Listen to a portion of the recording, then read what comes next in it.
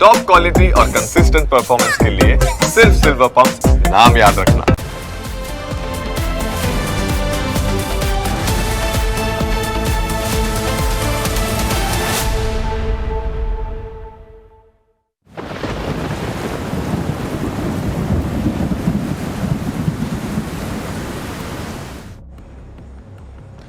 નમસ્કાર, પ્રાઇમ 9 સાથે હું છું જીગર। રાજ્યમાં એક સાથે ચાર વરસાદી સિસ્ટમ એક્ટિવ થતા તારીખ 31 જુલાઈના રોજ ભારેથી અતિ ભારે વરસાદની આગાહી કરવામાં આવી છે।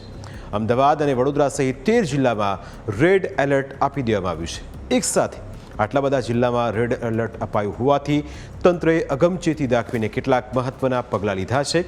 સરકારી તંત્રે શું પગલાં લીધા છે તેની વાત કરીશું, પરંતુ તે પહેલાં આગાહી શું છે તે જાણી લઈએ। હવામાન વિભાગની આગાહી છે કે 31મી જુલાઈના રોજ રાજ્યમાં ભારેથી અતિ ભારે વરસાદ પડશે। આગામી 5 દિવસ ભારે વરસાદની આગાહી છે। 31 જુલાઈના રોજ રાજ્યના 13 જિલ્લામાં ભારેથી અતિ ભારે વરસાદની આગાહી કરવામાં આવી છે।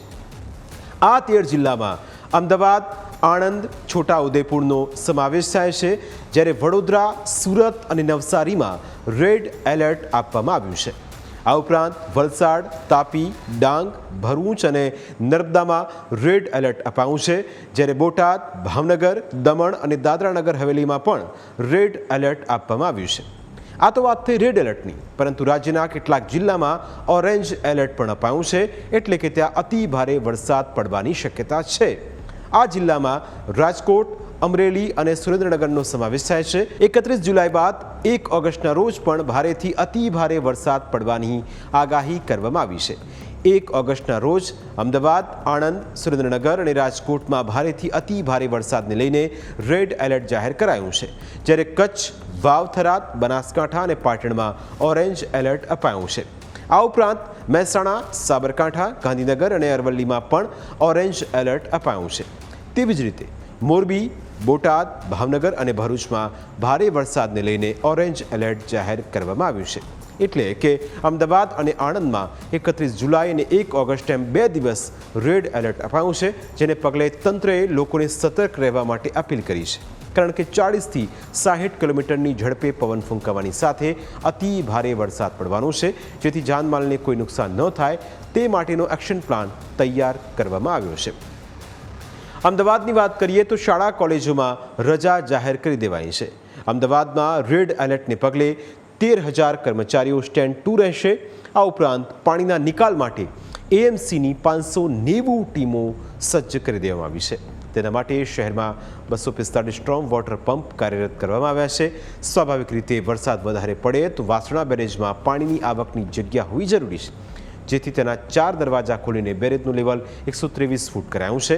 અકબરનગર અને મીઠાકડી અંડરપાસ ઉપર ખાસ વોચ રાખવામાં આવશે।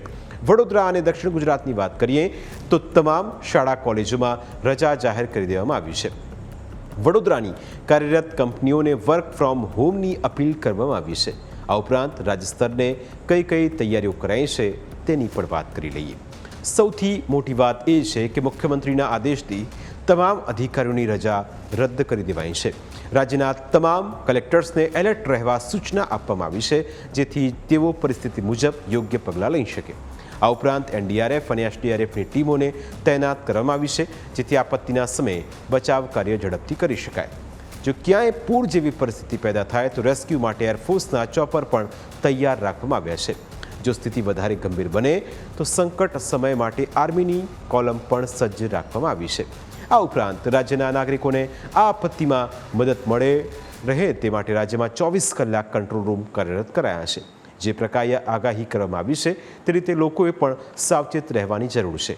તંત્રએ લોકોને કેટલીક અપીલ કરી છે। આ અપીલ એટલા માટે કરવામાં આવી છે કે કોઈ પણ પ્રકારની દુર્ઘટનાનો શિકાર લોકો ન બને। સરકારી તંત્રે લોકોને અપીલ કરી છે કે તેઓ બિનજરૂરી ઘરની બહાર ન નીકળે। નીચાણવાળા વિસ્તારોના લોકોને સ્થળાંતર કરવા સૂચના આપવામાં આવી છે, જેથી જાનહાનિ ટળી શકાય। લોકોને નદી, નાળા અને ધોધથી દૂર રહેવા ચેતવણી આપવામાં આવી છે, કારણ કે ઘણા લોકો આવા સમયે નદી કિનારે ટહેલવા જતા રહેતા હોય છે। આ ઉપરાંત લોકોને જર્જરિત મકાનો અને થાંભલાઓથી દૂર રહેવા અપીલ કરવામાં આવી છે અને ઇમરજન્સીના સમયે તાત્કાલિક કંટ્રોલ રૂમનો સંપર્ક કરવા માટે કહેવામાં આવ્યું છે. અમદાવાદ, વડોદરા, પંચમહાલ અને ખેડા સહિત દરેક જગ્યાએ વહીવટીતંત્ર સજ્જ છે. વહીવટીતંત્ર દ્વારા કયા કયા જિલ્લાઓમાં કેવા પ્રકારની વ્યવસ્થા કરવામાં આવી છે તે સાંભળો.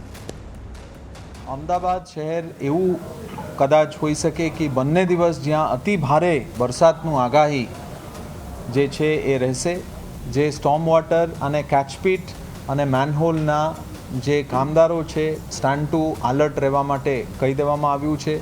લોકોને વિનંતી છે કે આવતીકાલે અને પરમ દિવસે 31 જુલાઈ અને 1 ઓગસ્ટે સ્કૂલો, કોલેજો અને આંગણવાડીઓ જે છે એ રજા રાખવામાં આવ્યું છે. અમદાવાદમાં આવતા 2 દિવસ માટે આઈએમડી ડિપાર્ટમેન્ટથી રેડ એલર્ટ છે 31 જુલાઈ અને 1 ઓગસ્ટના દિવસે.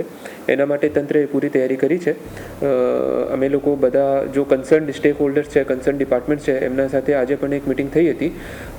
પોલીસ સ્ટાફ છે, પછી પ્રાંત ટીડીઓ, મામલતદાર, chief officers, health team, road and building ડિપાર્ટમેન્ટની, સ્ટેટ અને પંચાયતની ટીમ, બધા લોકો સાથે તંત્ર તરફથી બધા તાલુકામાં એક સિનિયર ઓફિસરની નિમણૂક કરવામાં આવી છે અને આજે સાંજે સુધી બધા સિનિયર ઓફિસર્સ પોતાની તાલુકામાં પહોંચી જશે, ત્યાં જ રાત્રિ રોકાણ કરશે અને જેટલી પણ તૈયારીઓ થઈ છે આ તૈયારીઓનું એક વખત ફરીથી રિવ્યૂ લેશે. આવતીકાલ માટે 31 તારીખ માટે અમદાવાદ જિલ્લાના સ્કૂલ કોલેજીસમાં રજા જાહેર કરવામાં આવી છે. આપ સૌ વડોદરાવાસીઓને એક અપીલ કરવા માંગુ છું. આજે સાંજે બંગાળની ખાડી તરફથી આવતું ડીપ ડિપ્રેશન એમની તીવ્રતા વધતી જઈ રહી છે અને ખાસ કરીને જ્યારે કોસ્ટલ ભાગમાં આવશે ત્યારે એમના મોઇશ્ચરના કારણે એમની તીવ્રતા ખૂબ વધારે થવાની શક્યતાઓ છે. ખૂબ તેજ ગતિથી આગળ આવે છે. એટલે આ કિસ્સાની અંદર વડોદરા જિલ્લાની અંદર ઘણા બધા ભાગોની અંદર ભારેથી અતિ ભારે વરસાદ પડવાની આગાહી છે. મોટાભાગે મોડી રાતના સમયથી લઈને આવતીકાલના સમય દરમિયાન આ આગાહી છે. એટલે આવતીકાલે ખાસ કરીને આપણે તકેદારીના તમામ પગલાઓ લેવા જોઈએ. વિશેષ કરીને પવનની ગતિ પણ આ ડિપ્રેશનની સાથે વધારે છે. એટલે 45થી લઈને 55 કિલોમીટર પર અવરની સ્પીડથી પવન પણ ફૂંકાવાની શક્યતાઓ છે. તમામ વડોદરાવાસીઓને મારી વિનંતી છે કે આગામી 24 કલાક દરમિયાન આપણા માટે વિશેષ કરીને સંકટ થોડું વધારે છે. એટલે આપ વિશેષ કરીને સુરક્ષિત સ્થાન રહો, આપ પોતે સુરક્ષિત રહો એ માટેના તમામ પ્રયાસો આપણે કરવાના છે. તમામ શૈક્ષણિક સંસ્થાઓમાં આપણે આવતીકાલે રજા જાહેર કરી છે.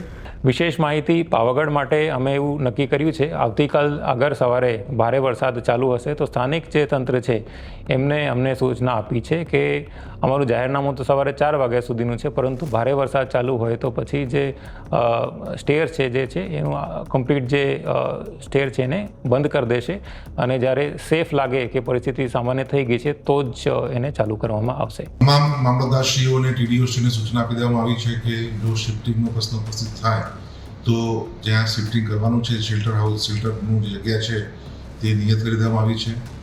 મેડિકલ ટીમ્સને પણ સેન્સિટાઇઝ કરી દેવામાં આવી છે. આ તબક્કે તમામ નગરપાલિકાઓમાં જે હોર્ડિંગ્સ આવેલા છે જે પવનના કારણે નીચે પડવાની શક્યતાઓ રહેલી છે, આ તમામ હોર્ડિંગ્સને દૂર કરવાની પણ સૂચના અપાઈ ગઈ છે અને આજે સાંજ સુધીમાં આખા જિલ્લામાંથી આવા હોર્ડિંગ્સને ઉતારી લેવામાં આવશે. જે કોઝવેઝ છે ત્યાં આગળ પણ જો પાણી ઉપરથી વહેતું હોય તો નહીં જવા માટે તમામ નાગરિકોને મારી અપીલ છે. કોઈ પણ પ્રકારનું દુસ્સાહસ કરવું નહીં. ટૂંકમાં ભારેથી અતિ ભારે વરસાદની આગાહીના પગલે તમામ અગમચેતીના પગલાં લેવામાં આવ્યા છે. આશા રાખીએ કે ક્યાંય પણ કોઈ જાતનું નુકસાન ન થાય અને તેના માટે દરેક સાવચેતી રાખવી ખૂબ જરૂરી છે. પ્રાઇમ 9માં સમય થયો છે બ્રેકનો. બ્રેક બાદ અન્ય મુદ્દા વિશે વાત.